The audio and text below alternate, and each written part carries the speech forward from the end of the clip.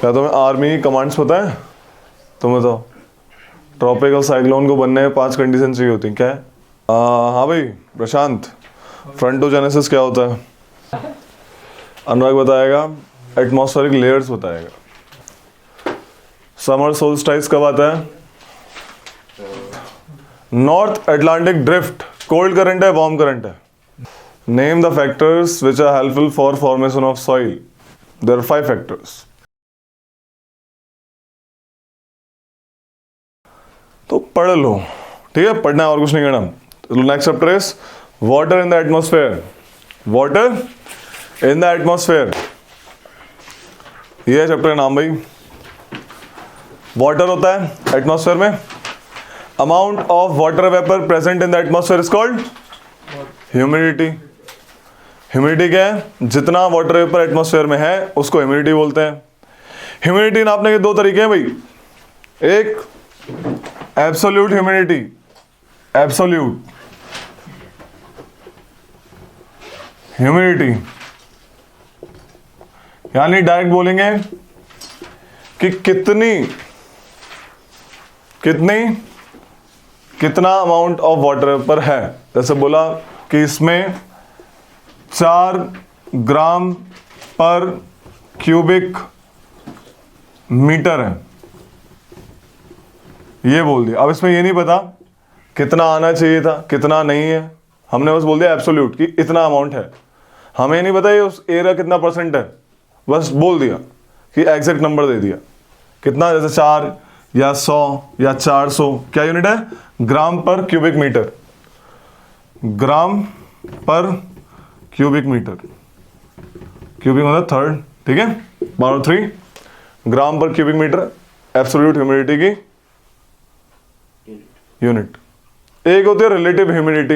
Relative, relate करते हैं कि एक अमाउंट ऑफ एयर अपने अंदर किसी टेम्परेचर टी पे, कोई भी टेम्परेचर होगा, 20 डिग्री सेल्सियस, 30 डिग्री सेल्सियस, वो एयर अपने वहां पे 100% मॉइस्चर ले सकती है। 100% आएगा ना, मान के चलो टेम्परेचर टी में 100% आ सकता है उसके पास, लेकिन उसके पास रिलेटिव ह्यूमिडिटी बोलती है कंपेयर करना, उसके पास है 40%। बोला इसकी ह्यूमिडिटी कितनी है एयर की? 40%। तो हमें पता लग गया कि ये एयर अभी थोड़ी ड्राई है, इसमें 60% और मॉइस्चर आ सकता है। पता लग रहा है? इसमें नहीं पता लग रहा, इसलिए रिलेटिव ह्यूमिडिटी है, क्योंकि परसेंटेज वाइज बताती है। तो ज्योग्राफर्स के लिए फायदेमंद ये वाली है, जो पता लगा सके कि एयर ड्राई है, कैसी है, कितना आ सकता है, कितना जा सकता है। मान लो किसी एयर में 100 की 100% ह्यूमिडिटी हुई, यानी कि उससे ज्यादा मॉइस्चर वो नहीं ले पाएगी, 100% से ज्यादा थोड़ी ले पाएगी। जब कोई एयर किसी टाइम, जैसे तुम पानी से समझो, पानी उसमें चीनी मिलाई, एक टाइम का चीनी ज्यादा थोड़ी मिला पाते हैं, ऐसे एयर में एक टाइम के बाद मॉइस्चर नहीं आ पाता ज्यादा। वो टेम्परेचर, एक टेम्परेचर जिस टाइम पे उससे ज्यादा एक्सेस एयर ना आ पाए, उसे सैचुरेटेड एयर कहते हैं। समझ आ रहा है? सैचुरेट हो गई भाई वो, सैचुरेटेड एयर।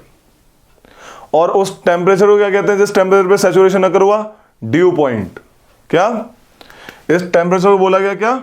Due point. इस ड्यू पॉइंट, इस पे क्या हो गया? सैचुरेशन हो गया,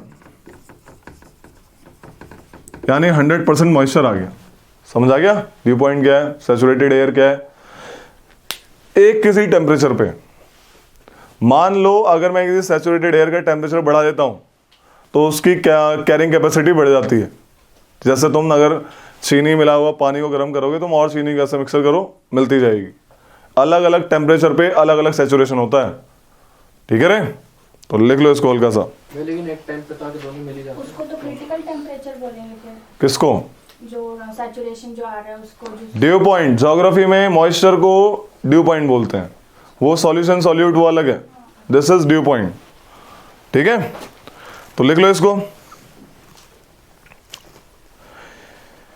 the water vapour present in the air, वो तो बस मैंने एग्जांपल रिलेट करके बताया ताकि तुम लोगों को समझ आ जाए। The water vapour present in the air is known as humidity. Humidity ठीक है, अगला the actual amount of water vapour, the actual amount of water vapour present in the atmosphere is known as absolute humidity, is known as absolute. समझ आया? Actual amount कि कितना है उसमें exactly. The actual amount of water vapour present in the atmosphere is known as absolute humidity. Its unit is gram पर cubic metre, ग्राम पर cubic metre.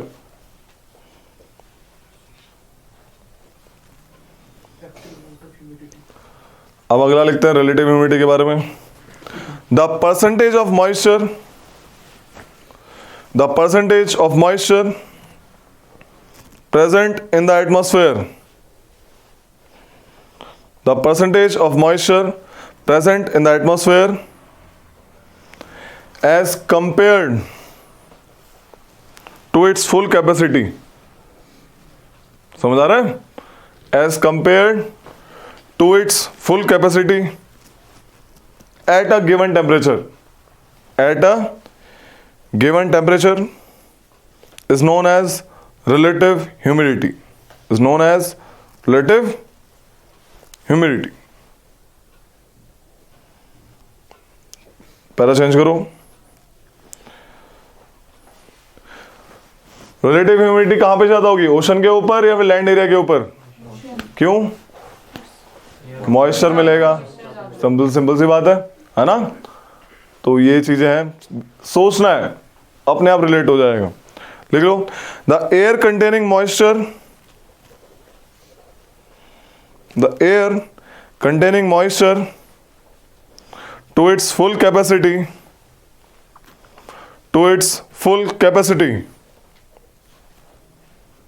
Eight a given temperature, at a given temperature is said to be saturated, at a given temperature is said to be saturated। समझ आया? Saturated होगी full capacity. इसका मतलब क्या है, लिख लो इसका मतलब, it means that the air at the given temperature, it means that the air at the given temperature is incapable of holding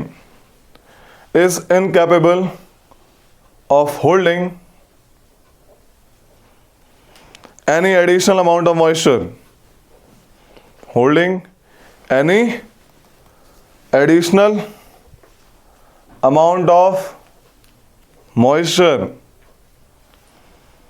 at that stage,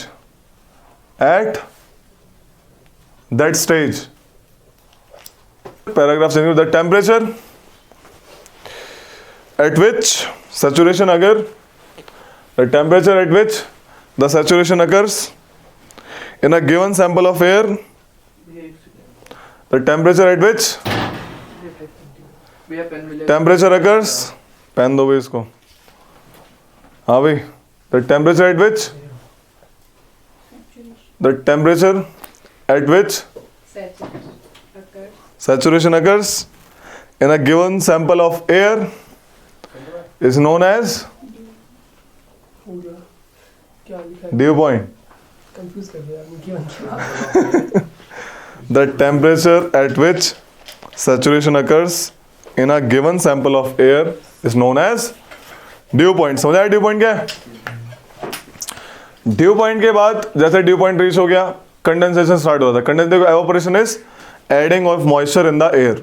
evaporation समझते हो, पानी का भाप बनना, है ना। कंडेंसेशन, उस भाप का दोबारा से वाटर बनना। वो कब बनेगा? जब पानी ज्यादा ऐड नहीं हो पाएगा एक्स्ट्रा। तो एक्स्ट्रा पानी जब ऐड करना चाहो तो क्या हो जाएगा? कंडेंसेशन होना शुरू हो जाएगा। समझ आ रही है?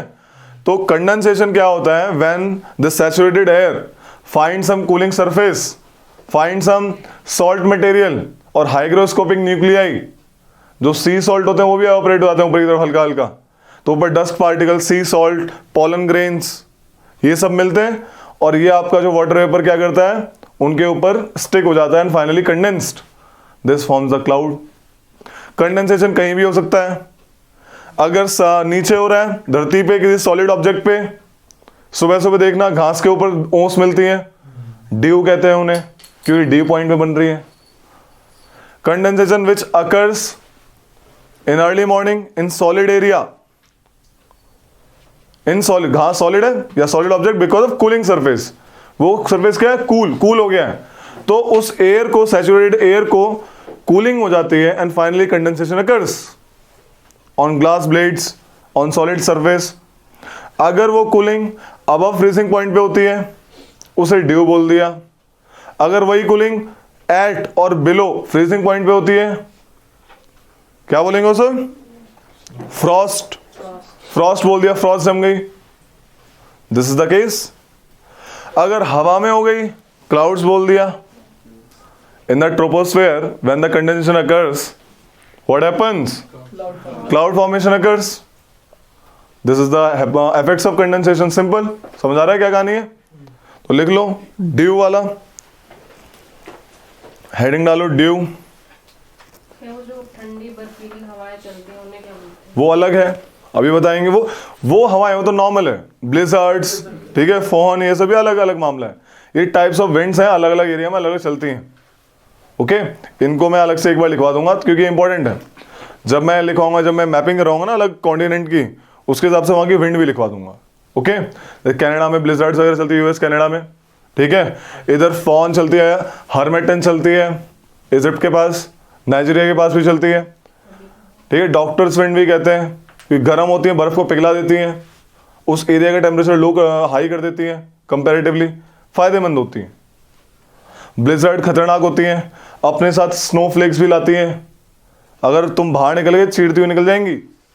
अंदर रहते हैं लोग, जब वहाँ पे क्या कहते हैं ब्लिजर्ड्स वगैरह चलती हैं, विंड के साथ छोटे छोटे स्नोफ्लेक्स ब्लेड की तरह काम करते हैं।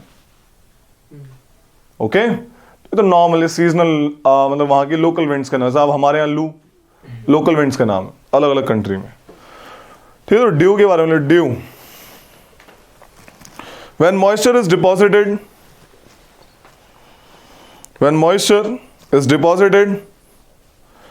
in the form of water droplets on cooler surface of solid objects, when the moisture is deposited in the form of water droplets on the cooler surfaces of solid objects such as stone,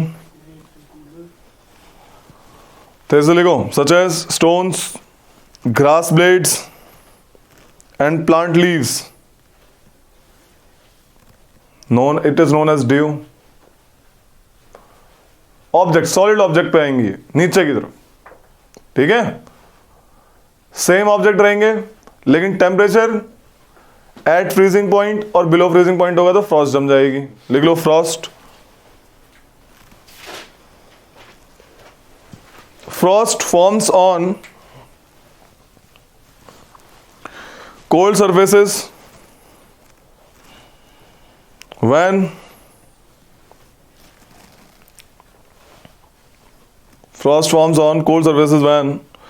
condensation takes place below freezing point,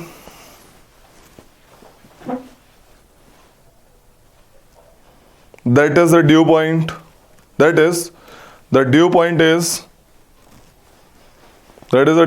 is at or below the freezing point, that is the dew point is at or below the freezing point। समझ आ गई भाई? ये Frost हो गया। इसमें बर्फ जम जाएगी। हाँ, बर्फ पतली पतली बर्फ एकदम, फ्रॉस्ट कहते हैं उसे। क्लाउड्स देखो, clouds, see clouds,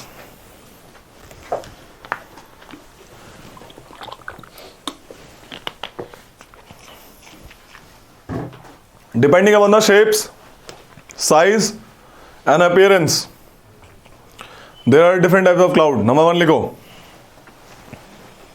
cirrus, CIRRUS, cirrus clouds। देखो साइरस में सबसे ऊपर है साइरस, इन्हें हाई देखो, cirrus clouds are formed at high altitudes, cirrus clouds are formed at high altitude, cirrus cloud They are found at high altitude. High altitude,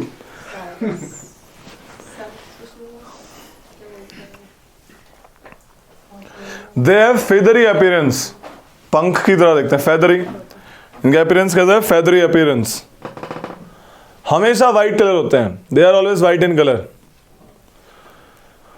they are always white in colour. अगला cumulus cloud, Wait,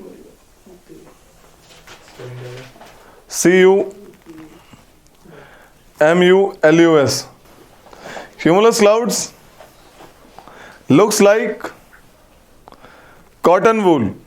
ये जो normal हम ज्यादा आसमान में जो बादल दिखते हैं हमें रुई की तरह देखें, गोल गोल गोल जैसे हम देखते हैं, ये देखो ड्रैगन बन गया, कभी देखा है ना, अलग अलग शेप्स दिखते हैं, हम देखते हैं भाई देखो कुछ बन रहा है, अलग सा कुछ दिख रहा है, वो क्यूमुलस क्लाउड होते हैं, कॉटन वूल की तरह, ऐसे एकदम रुई की तरह।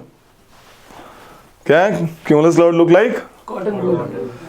Cotton wool, they have flat bases, इनका बेस फ्लैट होता है।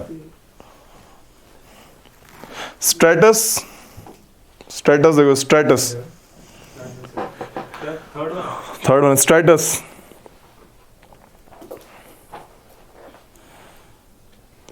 दे आर लेयर्ड क्लाउड्स, सबसे ज्यादा मात्रा में यही है, they are layered clouds covering large portion of the sky, covering large portion of the sky.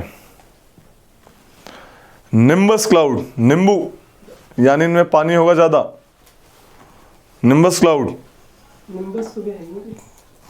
Nimbus cloud, अब एक क्यूमुलर निम्बस जिसमें निम्बस जुड़ गया, वो निम्बस एक तरीके का, ये वाला? ठीक है, ये क्या है, निम्बोस्ट्रेटस। निम्बोस्ट्रेटस, वो लाइक अलग अलग बिल्कुल, जिसमें निम्बस जुड़ गया निम्बस है, वो अलग है, वो ना भी वो डिपेंडिंग अपॉन द एल्टीट्यूड, वो अलग क्लाउड्स हैं, लाइक इसी में है, आगे बता दूंगा। निम्बस क्लाउड ये जनरली ब्लैक कलर के होते हैं क्योंकि इनमें पानी होता है, ठीक है, काले बादल आते हैं देखिए जब बारिश होती है। इसका पहला पॉइंट क्या था भैया? Nimbus clouds are black colour. Black और dark grey, they are middle level clouds very near to earth surface, They are middle level clouds very near to earth surface।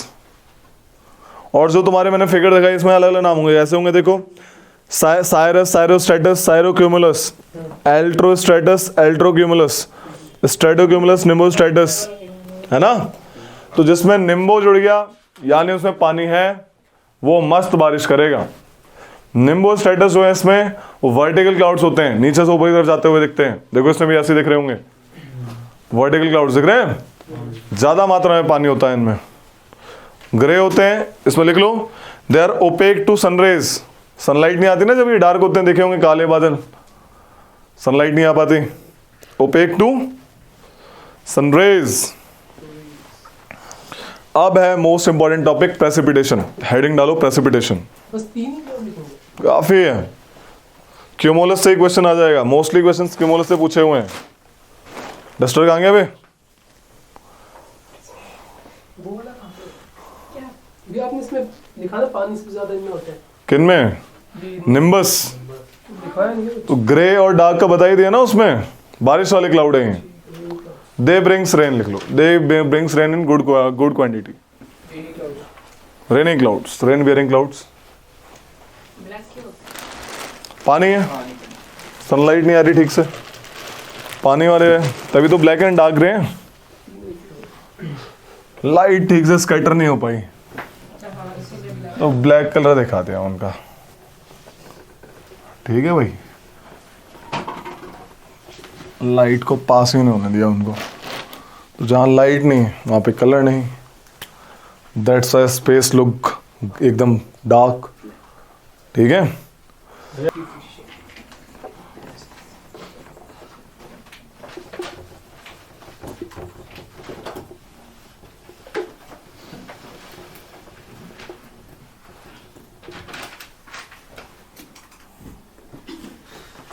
अरे देखो प्रेसिपिटेशन क्या होती है, प्रेसिपिटेशन देखो कंडेंसेशन हो गई, जब मॉइस्चर दोबारा से नीचे आ जाए उसे प्रेसिपिटेशन कहते हैं। ठीक है, कंडेंस हो गया मॉइस्चर, नीचे गया ऊपर, कंडेंस हो गया, अब जो मॉइस्चर नीचे आ गया उसे प्रेसिपिटेशन कह दिया गया। प्रेसिपिटेशन यानी मॉइस्चर अलग अलग फॉर्म में आता है, जब वो वाटर ड्रॉपलेट के फॉर्म में आए उसे रेनफॉल कहते हैं। वाटर ड्रॉपलेट, रेन ड्रॉप्स, है ना। जब वो स्नो के रूप में आए नीचे, स्नोफॉल कह देंगे। हेल और स्लीट थोड़ा अलग अलग अलग चीज है, बताएंगे इसके बारे में, ये भी प्रेसिपिटेशन है, एग्जाम्पल है। रेनफॉल ये 3 टाइप के होते हैं, क्यों 3 type on the basis of formation. Convection rainfall में क्या होता है, कोई एक एरिया है, वहां पे सन की हीट ज्यादा है, एयर वेपराइज हो जाती है, ऊपर जाके क्लाउड बना देती है ड्यू टू कन्वेक्शंस, और बाद में यहाँ पे रेनिंग हो जाती है। समझ आ गया। कन्वेक्शनल रेनफॉल जनरली हर डे होती है कहाँ पे, इक्वेटर बेल्ट में, ITCZ जोन में। ओरोग्राफिक, रेन बियरिंग विंड्स आई, ऊपर चढ़ी, ऊपर जाके ठंडी हो गई, क्लाउड्स बना दिए, रेन कर दी, जैसे ही पार किया नीचे जाने लगी, नीचे जाने लगी, टेम्परेचर बढ़ा, फ्रिक्शन बढ़ा, तो क्लाउड्स बनाने की प्रक्रिया बंद हो गई। इसे कहते हैं माउंटेन की लीवार्ड साइड, बताया था।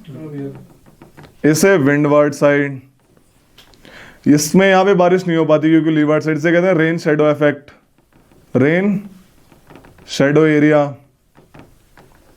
ठीक है, this is called relief rainfall, relief है ना, या फिर orographic. Orographic what is mean by orographic? Relief तो पता है, ओरोग्राफ ये कब आ गया? भैया हाँ जो मैं बता सकती हूँ, वो पहला तो माउंटेन हाँ, क्या? इसमें होता है कि ऊपर नीचे टाइप। डिएस्ट्रोफिज्म क्या होता है? जब अपलिफ्टमेंट होती है, एलिवेट होता है, मूव होता है, कुछ भी। Diastrophism is basically movement, building, anything of earth crust is called diastrophism. There are 4 types. Orogenic, orogenic, aperogenic, earthquake and volcanism. है ना? Orogenic is mountain building process. इसलिए orographic rainfall. समझ आ गया? Orogenic 2 टाइप के होते हैं, folding और एक block mountain, fold mountain, block mountain. समझ आया? तो ये कहानी है। साइक्लोनिक कल ही बताया था, साइक्लोन क्योंकि ना, साइक्लोन जब बनेंगे तो बादल पक्का बनेंगे, चाहे आप टेम्परेट ले लो यानी meeting of warm and cold front, और चाहे आप नॉर्मल क्या ले लो, ट्रॉपिकल साइक्लोन। समझ आ गई? इन तीनों टाइप से रेनफॉल होगा। स्नोफॉल क्या है? जब आपका ऊपर से जो नीचे मामला आ रहा है, बिलो फ्रीजिंग पॉइंट में आ रहा है, पहाड़ी एरिया में, क्या होगा? स्नोफॉल हो जाएगी। अब स्लीट क्या है? स्लीट्स देखो भाई, धरती है ये, दिस इज धरती, सरफेस एरिया, यहां पे एक लेयर है जो ठंडी लेयर है, क्या है? Below freezing layer. इस लेयर, ये जो एयर की लेयर है, दिस लेयर हैज बिलो या फिर लगभग 0 डिग्री। इसके ऊपर जो लेयर है वो नॉर्मल लेयर है, अबव 0 डिग्री। तो रेन ड्रॉप आ रही है, रेन ड्रॉप आई, ठीक है भाई, दिख रही है, यहां से पास हुई, रेन ड्रॉप है। जैसे यहां से आती है कोल्ड हो जाती है, बर्फ बन जाती है, छोटे छोटे स्नो के पैलेट्स, इसे स्लीट कहते हैं। Sleets occurs when there is a cold layer below a hot layer, warm layer. तो रेन ड्रॉप जब अचानक से स्नो बन जाती है उसे स्लीट बोला गया। समझ आया? ये डिफरेंस है इसमें। ये तो ऊपर से स्नो ही गिर रही है डायरेक्टली, ये अचानक से बन रही है। स्लीट्स छोटे छोटे रेन ड्रॉप साइज की आपकी क्या है? बर्फ। स्लीट्स बोल दिया। स्लीट्स। हेल बताएंगे क्या है? हेल इज ओला। ओला क्या है? रेनफॉल हो रहा है, देखो दिस इज बादल, यहां से रेन ड्रॉप आई, किसी ने देखे हेल स्टॉर्म्स, ओले देखे किसी ने पकड़ के? वो तुमने कभी उनको देखा होगा, समझो कोसेंट्रिक होते हैं, उनमें लेयर्स होती हैं। Have you noticed? ऐसे टाइप नहीं नोटिस करिए तो फटाक से गूगल खोलो, सी हेल स्टोन्स, अभी दिख जाएगा। हेल स्टोन इमेजेस देखो, गोले गोले देखेंगे अंदर, बताएंगे क्यों। हीट वाला उसमें एक लेयर हवा की है जो ठंडी, हाँ हाँ, वो हवा की लेयर ऊपर से पानी गिरा, नीचे बर्फ बन रहा है। यस, ऊपर तभी तो बर्फ बनी जब नीचे होगी, ऊपर तो पिघल जाती। लेयर की वजह से। यस, हवा की कोल्ड लेयर की वजह से, जो कि बिलो फ्रीजिंग पॉइंट पे है। कितने जानवर? ओले देखे, डायरेक्ट लिखो कोसेंट्रिक लेयर्स ऑफ हेल, सीधा लिखो कोसेंट्रिक लेयर्स ऑफ हेल।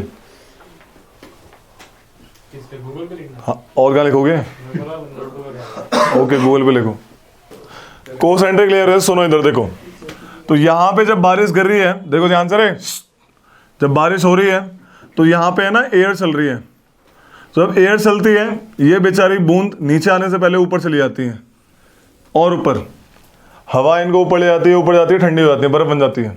बर्फ बनती है, अब ये बर्फ बन गई, दोबारा से नीचे आई, यहाँ से फिर से इन्होंने एक लेयर उठाई, समझ आ गई, फिर ये नीचे गिरी, फिर हवा इसको उठा के ले गई, फिर एक और लेयर बनी, समझ आ रही है, फिर नीचे गिरी, फिर ले गई। जब तक वो इतनी भारी नहीं हो जाती कि हवा जब उसको ऊपर नहीं ले आती, तो वो नीचे गिरते हैं, उन्हें हेल्स कहते हैं। समझ आया हेल्स क्यों बन रहे हैं, क्यों कोसेंट्रिक हैं? बिकॉज ऑफ एयर, उनको हाई विंड स्पीड से ऊपर ले गई, लेयर बना दी, फटाक से आए नीचे, फिर क्या हुआ मामला, जब भारी हो गई नीचे आ गए हेल स्टॉर्म की तरह। This is all about this thing. ये तो वैसे तोड़ फोड़ कर देती है। बिल्कुल, देखा नहीं खेतों में अगर गिरते हैं ओले, कैसे किसानों को कितने नुकसान होता है। तो ओले को प्रेसिपिटेशन के बारे में लिखते हैं, the process of release of moisture after the condensation of water vapor, the process of release of moisture, ये क्या लिखा है अभी, The process of ऊपर क्या लिखा है, precipitation लिखा है। Okay, the process of Process of release of moisture after condensation of water vapor is called precipitation। लिख लो, the condensation of water, precipitation होगी प्रेसिपिटेशन होगी ना, ठीक है, of water vapours is called precipitation. This may takes place in liquid और solid form, this may takes place in liquid and solid form, liquid और solid form. The precipitation in the form of, what theory? Oh, precipitation in the form of water is called rainfall। समझ आया rainfall? When the temperature is lower than 0 degrees Celsius, when the temperature is lower than 0 degrees Celsius,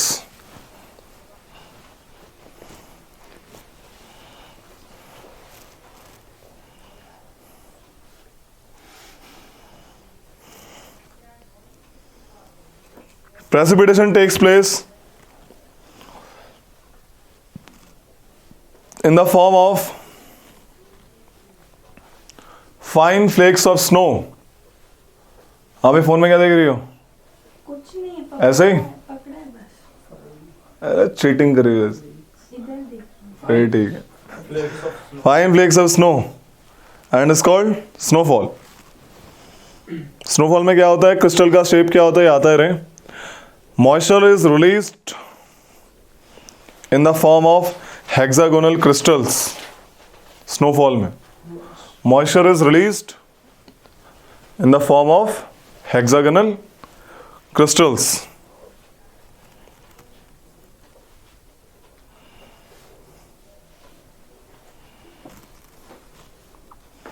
other form of precipitation are sleet and hail। Other form of precipitation are sleet and hail, ठीक है। लिख लो types of rainfall, लिखो फटाक से, types of rainfall.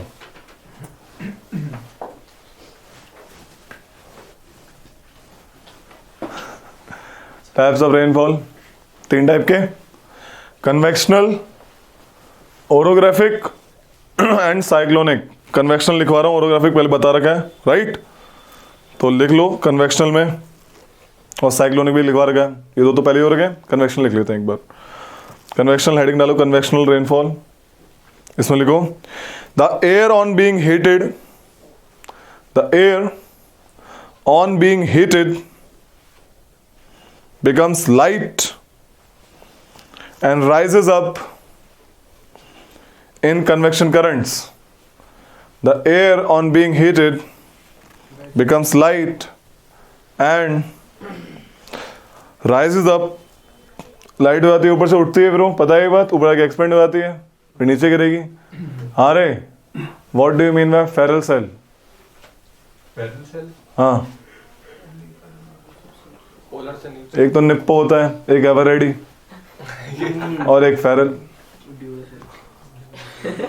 Polar cell से नीचे और हाँ, उससे ऊपर पोलर सेल से नीचे, हॉर्स लैटिट्यूड से ऊपर। सब ट्रॉपिकल और उसमें सेल कहाँ से कहाँ के बनता है, किस किस दो लैटिट्यूड्स के बीच में बनता है? हॉर्स लैटिट्यूड और sub tropical sub tropical high, sub tropical high और हॉर्स लैटिट्यूड सेम ही है बे।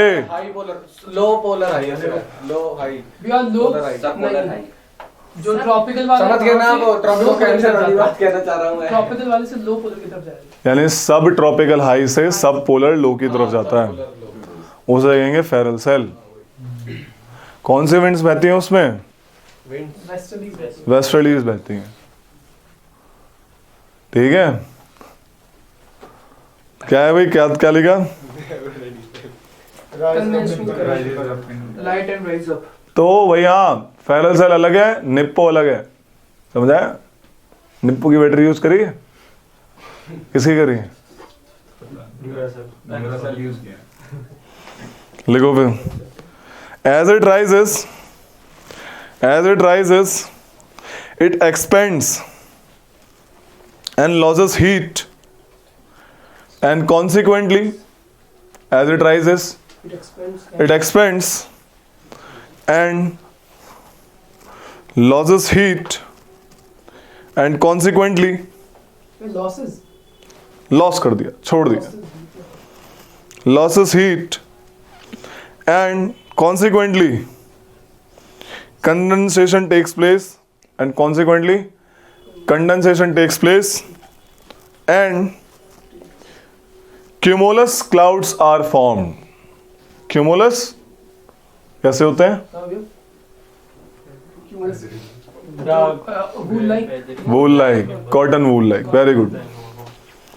Cumulus clouds are formed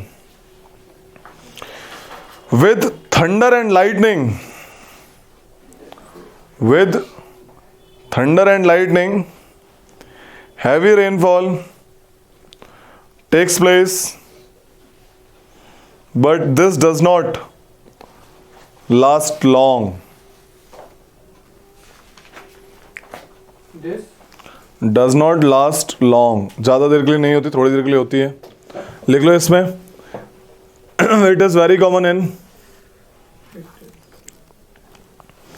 equatorial region and interior parts of continents,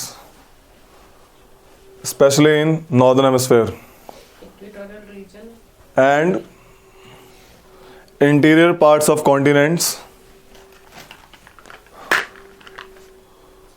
interior parts of continents, especially in northern hemisphere. ये table important है, ये table पर mark लगा लो, star mark. इस पे स्टार मार्क मार लो, ये वाली और इसके अगले वाली। कोपन क्लासिफिकेशन, कोपन क्लासिफिकेशन इसने क्लाइमेट बताया था ऑल ओवर वर्ल्ड का on the base of vegetation. जहाँ पे जैसे जैसे पेड़ पौधे उग रहे हैं वैसा वैसा वहाँ का क्लाइमेट है। भैया कौन सी टेबल है? इसमें फर्स्ट पेज 100 पहली टेबल ये डायरेक्ट क्वेश्चन आता है। यू कैन सी, इससे आधा भी मतलब यू कैन सी डायरेक्टली। अरे देखो रे, और एक ये टेबल सीधा बोलेगा CS टाइप किसका क्लाइमेट है, इसका आगे पीछे ऑप्शन याद होने चाहिए, टेबल याद होनी चाहिए। ठीक है, ये सब नॉर्मल है यार। देखो क्या कहानी है, जैसे मैंने बताया भी बीच बीच में, जैसे मैंने अर्थ बनाई थी उस टाइम कल, तो मैंने बताया था इक्वेटर पे ज़्यादा बारिश होती है, लो प्रेशर एरिया है, तो वहाँ पे टाइप फॉरेस्ट मिलते हैं, ठीक है। देखो जो फॉरेस्ट के दिखे रहे दिखा दो, यहाँ पे जो क्लाइमेट है आपका tropical humid climate, wet type मिलेगा, मॉनसून मिलेगा, वेट एंड ड्राई मिलेगा, ठीक है। मैंने बताया मेडिटेरियन टाइप ऑफ क्लाइमेट, इसमें विंटर हॉट ड्राई समर दिख रही है, हॉट ड्राई समर यानी विंटर्स में बारिश होती है। इसका कारण है शिफ्टिंग ऑफ बेल्ट्स। जब मैं मैपिंग कराऊंगा ना पूरे वर्ल्ड की, ये सब बताता रहूंगा कि कहां पे कौन सा क्लाइमेट है। फिलहाल तुमको ये याद करना है, ठीक है। ये टेबल याद करनी है कि किस टाइप का क्लाइमेट कैसा है, ठीक है रे। इसमें इस अपने टेबल पे ही सारी कहानी है। ये टेबल किसके बेसिस पे है? कोपन, एक कोपन साइंटिस्ट थे, उन्होंने एक थ्योरी दी, वर्ल्ड का climate like practical based theory, इस टाइप का है। फॉरेस्ट कैसे है वहां पे, और वहां पे क्लाइमेट उसी टाइप से बनेगा। अगर इक्वेटोरियल क्लाइमेट है, ट्रॉपिकल क्लाइमेट है, यानी वहां पे आपके लाइक इक्वेटोरियल क्लाइमेट में क्या होंगी, बारिश ज्यादा होंगी। हॉट क्लाइमेट रहेगा यानी पेड़ पौधे ज्यादा रहेंगे। You can see directly from where the equator passes, you can see the world's highest dense forest, ठीक है। कैनोपी मिलेगी, मस्त तरीके के पेड़ पौधे मिलेंगे। तो ये कहानी है। जहां पे कोल्ड करंट बह रहे हैं, मैंने दिखाए थे कोल्ड करंट कहां बह रहे हैं, पेरू करंट कोल्ड है। जहां पे कोल्ड करंट बहेंगे वहां पे रेगिस्तान पक्का मिलेगा। कौन सा रेगिस्तान है जहां पे कोल्ड करंट बह रहा है? पेरू के साइड में एटाकामा डेजर्ट, समझ आया।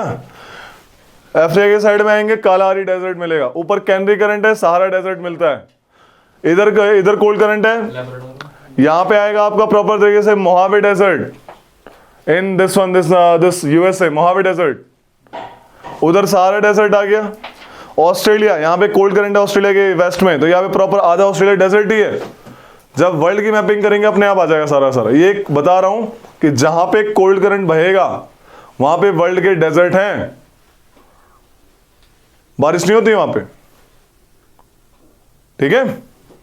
वहाँ पे मेडिटेरियन क्लाइमेट होगा क्या? मेडिटेरियन क्लाइमेट ऊपर वाले कंट्रीज में, अल्जीरिया, लीबिया, इजिप्ट, और उधर मेडिटेरियन सी के साइड में जो भी कंट्रीज है उन पे मेडिटेरियन टाइप ऑफ क्लाइमेट। इधर भी तो था साउथ अमेरिका में, जहाँ बिल्कुल ऐसा क्लाइमेट। देखो वो जो मैंने वही वाली बात ध्यान से सुनना, ये इक्वेटर के ऊपर और नीचे रिपीट करती हैं चीजें, समझ आ रही है। जो लैटिट्यूड वहां से जा रही है, अगर वही डिग्री वहां से जा रही है तो वहां पे भी रिपीट मारेगा टेम्परेचर, मतलब वही एरिया, समझ आ रहा है।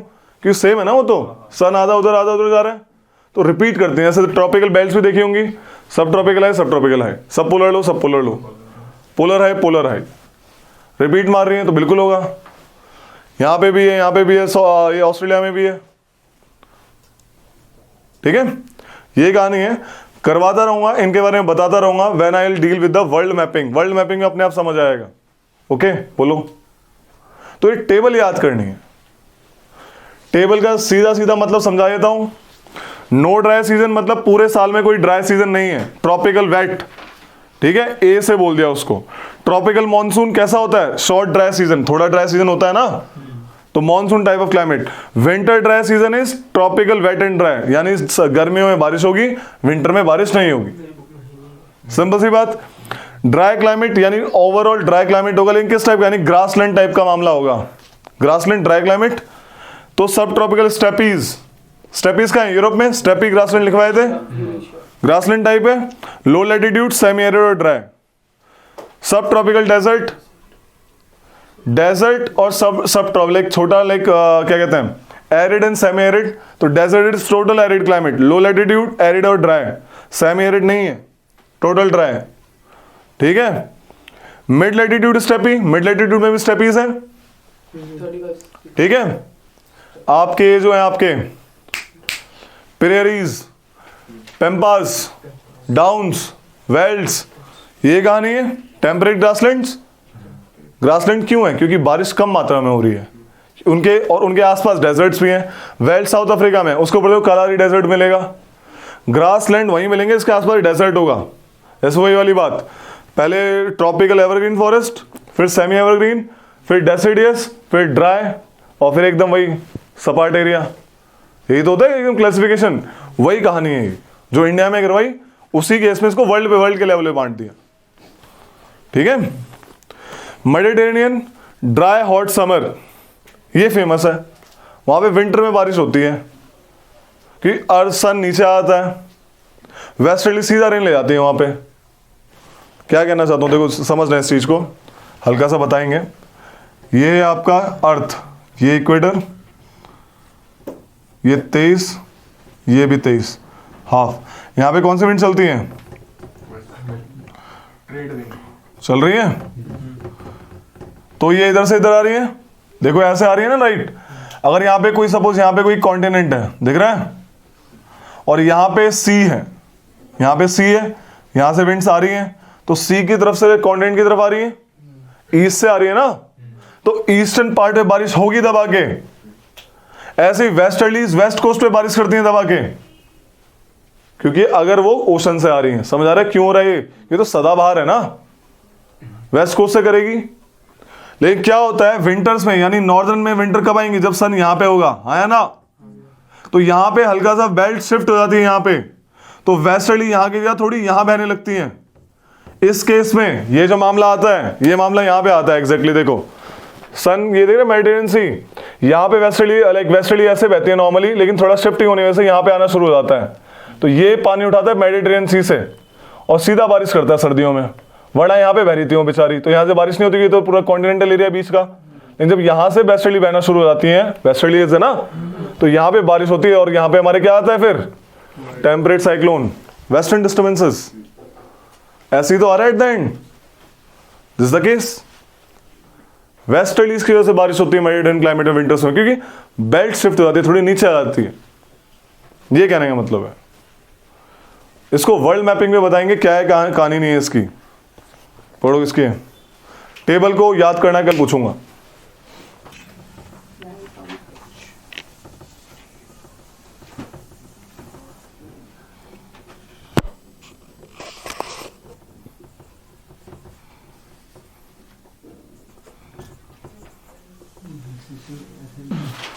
ठीक है, पता है चीज नॉर्मल सी पहले ही बनवाई हुई है, बना लो इसको दोबारा से, कोई दिक्कत नहीं है। ये फीचर्स हैं बता रखे हैं, समुद्र के नीचे होते हैं right. What is difference between guyots, GYOTS, guyots जिसे गेओ बोलते हैं, and hills and C mounts.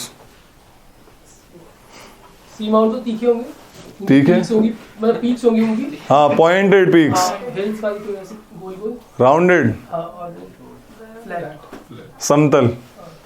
ठीक है, ठीक है। ये सारी कहानी है अंडर वाटर आपकी रिलीफ फीचर्स की। अब पानी कहाँ कहाँ पे कितना ज्यादा है लिख लो। सबसे ज्यादा कहाँ पे? ओशंस में।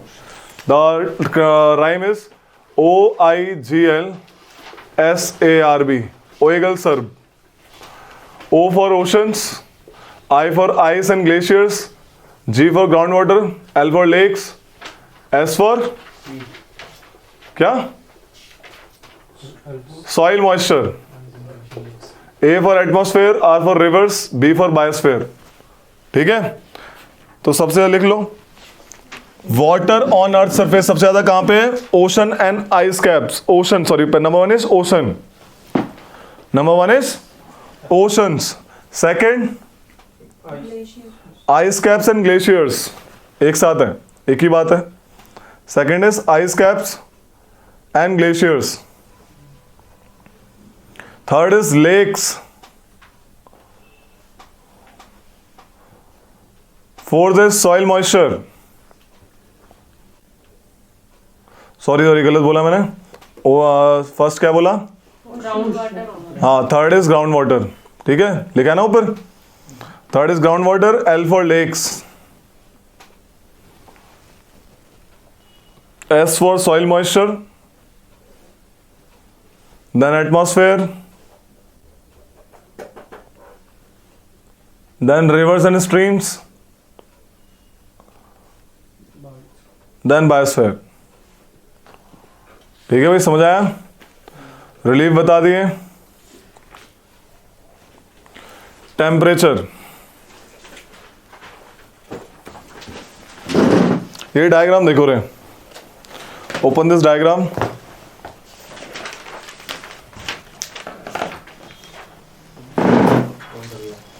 और पहले लिख लो टेम्परेचर, ओशन वाटर का लिख लो, पहले एक हेडिंग डालो कि फैक्टर्स अफेक्टिंग, कौन से factor temperature of ocean water बताते हैं, कैसे किस ओशन कितना टेम्परेचर होगा, लिख लो।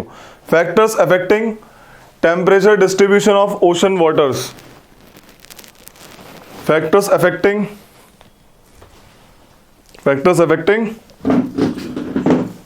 Temperature distribution of oceanic waters. Number 1 latitude, जाहिर सी बात है, latitude. Number 2 unequal distribution of land and water, unequal distribution of land and water.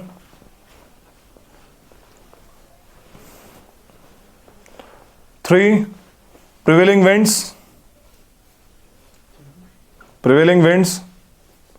4th oceanic currents,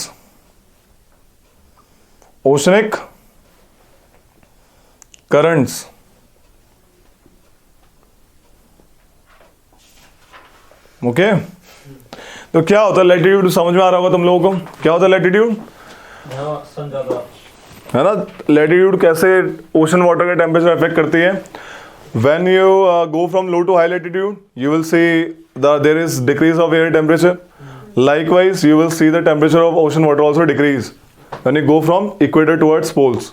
ठंडा जाता है ऊपर, नीचे गर्म है, नॉर्मल सी बात है। सन क्योंकि अपरेंट मूवमेंट कहाँ पे होता है उसका, 23.5 डिग्री नॉर्थ से 23.5 डिग्री साउथ तक अपरेंट मूवमेंट होता है। This is a factor which affects the temperature ocean water. Second क्या लिखा है, मुझे देख के बताओ मैप में लैंड एरिया कहाँ पे ज्यादा है ना, और ओशन वाटर कहाँ पे आता है, साउथ में। कौन सा जल्दी हीट होता है, लैंड या वाटर? लैंड जल्दी हीट होता है और ठंडा भी जल्दी होता है, ठीक है। तो जो मैंने बताया था अब मुझे बताएगा प्रशांत, हाउ एटमॉस्फेयर हीट्स, क्या 3 प्रोसेस होते हैं इससे एटमॉस्फेरिक एयर हीट होती है, कंडक्शन, कन्वेक्शन एंड एडवेक्शन। तो कंडक्शन मतलब when 2 bodies are in contact, है ना, विदाउट सपना चौधरी ठीक है। तो सॉलिड बॉडी नहीं चाहिए, when 2 bodies are in contact. तो जो ओशन वाटर ज्यादा लैंड एरिया से टच करेगा वो ज्यादा गर्म होगा, ऑब्वियसली बात है कि लैंड ज्यादा गर्म हो रहा है ना। तो मेजर अमाउंट कहां पे लैंड का, ऊपर है, तो ये फैक्टर भी अफेक्ट करते हैं। तो इससे क्या पता लगा, नॉर्दर्न हेमिस्फीयर का पानी ज्यादा गर्म होता है कंपैरेटिवली साउदर्न हेमिस्फीयर के पानी से, ठीक है, बिकॉज ऑफ दिस रीजन। अगला क्या है, प्रिवेलिंग विंड्स। विंड चलती है ट्रेड विंड, वेस्टर्लीज, ये क्या करती है, पानी को मिक्स करने का काम करती है। गर्म पानी को ठंडे वाले एरिया में ले जाती है, ठंडे पानी को गर्म वाले एरिया में ले जाती है। विंड, समझ आ रहा है, पानी को ले जा रही है इधर उधर। Last is ocean currents. Ocean currents मैंने बताया movement of water. Warm current cold area में जाएगा, वहां का पानी वार्म कर देगा, जैसे north Atlantic drift, gulf stream Norway तक पहुंचती है और वहां पे थ्रू आउट द ईयर वो पोर्ट फ्री ऑफ आइस रहता है। नॉर्वे देखो सबसे ऊपर है यूरोप में, वहां पे बर्फ पड़नी चाहिए, पड़ती भी है, बट पानी फ्रीज नहीं होता वहां का सी का, बिकॉज ऑफ दिस रीजन कि वहां पे वार्म गल्फ स्ट्रीम आ रही है, okay, north Atlantic drift Norwegian current आ रहा है वहां पे। तो these are the factors which affects the distribution of temperature of the ocean. समझ आया भाई? और क्या होता है, अब बुक खोलो फटाक से, open the book and you will सी। एक अलग से लाइन लिख लो पहले इसको, एक लिखो, लाइन लिखो अलग से इसे नीचे। The enclosed sea in the low latitudes, the enclosed sea in the low latitudes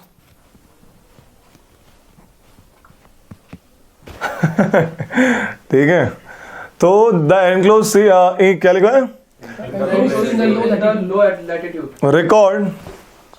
records relatively higher temperature than the ocean, than the open seas, whereas the enclosed sea in the high latitudes उल्टा हो जाएगा, have lower temperature than the open seas. देखो क्या होता है, देखो इधर, lower whereas the enclosed sea in the high latitudes have lower temperature than the open seas। देखो इधर enclosed sea क्या हो गए, जो चारों तरफ से लैंड एरिया से घिरे हैं, समझ आ रही है, एक lake kind of that thing है ना, जैसे मेडिटेरियन सी है, देख रहे हो घिरा हुआ है ना, ब्लैक सी, अरे वो तो लेक ही हो गया। जैसे ऊपर वाला बाल्टिक सी, नीचे गल्फ स्ट्रीम दिख रही है यूएसए के नीचे, ये एनक्लोज सी हो गए। तो लो लैटिट्यूड में क्या होते हैं, क्या होता है, टेम्परेचर ज्यादा होता नहीं होता, ज्यादा लो लैटिट्यूड ज्यादा होता है टेम्परेचर, तो इनमें मिक्सिंग नहीं हो पाती ठीक से, बाहर का पानी ठीक से मिक्स नहीं हो पा रहा, तो ठंडा पानी नहीं आ रहा बेसिकली, है ना, इसके पास क्या नहीं आ रहा, कंपैरेटिवली ठंडा पानी नहीं आ रहा, तो मिक्सिंग नहीं हो पा रही है, तो सीन क्या होगा, ये ज्यादा गर्म हो जाएगा। ये पहली लाइन में ये लिखवा है, the enclosed sea in the lower latitudes have high temperature because of this reason. समझाया? ओपन सी में तो मिल जाएगा, विंड ले आएंगे इधर उधर से, लेकिन यहाँ पे नहीं हो पाता।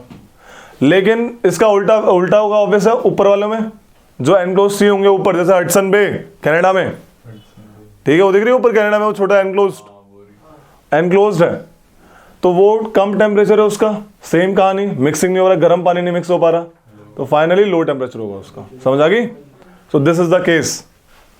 अब देखो डायग्राम, ये वाला देखो, दिस डायग्राम, ये डायग्राम देखो, दिख रहा है, थर्मोक्लाइन वगैरह। क्या होता है, अपर लेयर्स का टेम्परेचर सबसे ज्यादा होता है, ऑब्वियस है, सन के पास सबसे कौन सी लेयर होगी ओशन की, ऊपर वाली, फिर थोड़ा थोड़ा टेम्परेचर गिरता है, अचानक से एक लेयर आती है, कहते हैं थर्मोक्लाइन, क्या आती है, उस लेयर में बहुत स्टीप गिरता है, दिख रहा है, अचानक से गिर रहा है, और उसके बाद कॉमन हो जाता है थोड़ा थोड़ा थोड़ा थोड़ा, क्योंकि फिर तो सेम ही रहता है, सनलाइट आ ही नहीं पा रही है। So this is the diagram कि आपका टेम्परेचर वाटर वर्टिकली कैसे मामला गिरता है। Thermocline is the layer where the temperature of the ocean water falls abruptly. ठीक है, तो ये कहानी है, तो लिख लो इसको भी अलग से कि द सेकेंड लेयर क्या हुआ, क्या हुआ,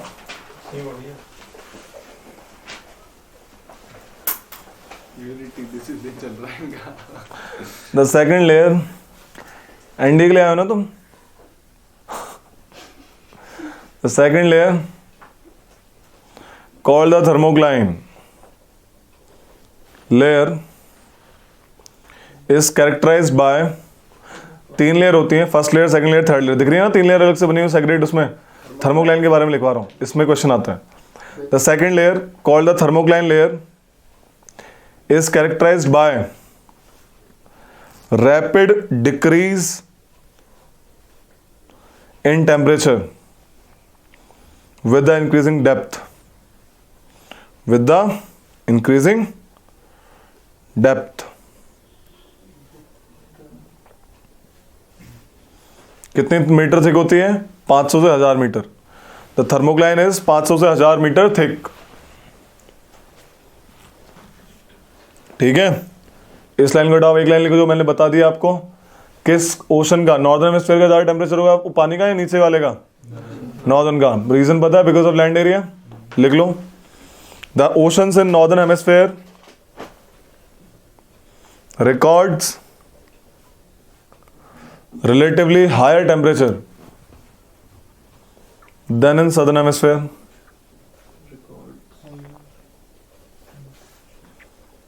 Okay, अब आता है salinity of the ocean water। Heading डालो, salinity of the ocean water। ठीक है, इससे पहले एक लाइन लिखवाना भूल गया, ये जो कॉन्टिनेंटल शेल्फ दिख रही है ऊपर बनाई हुई है, सबसे ज्यादा कॉन्टिनेंटल शेल्फ किसकी बड़ी है, साइबेरिया, रशिया, लिख लो ये अलग से नोट डाल के। Siberian shelf is the largest continental shelf in the world. Siberian shelf Russia में है, Siberia area is the largest. सबसे पहला वाला पार्ट आए थे उस दिन तुम जब ये बनाया था, नहीं आए थे, नहीं सीखा ये, largest continental shelf in the world. क्या होता है देखो, जैसे हम जाते हैं समुद्र वाले एरिया में, ये कॉन्टिनेंट वाला area, right, this is sea level, क्या है ये पानी वाला एरिया, ऐसे ही होगा। तो जब आप बीच में ऐसे ये देखो, जैसे ये है, ये कौन है, इंसान नहीं ये है प्रशांत, और ये कौन है, नहीं, ये हिमांशु, ठीक है।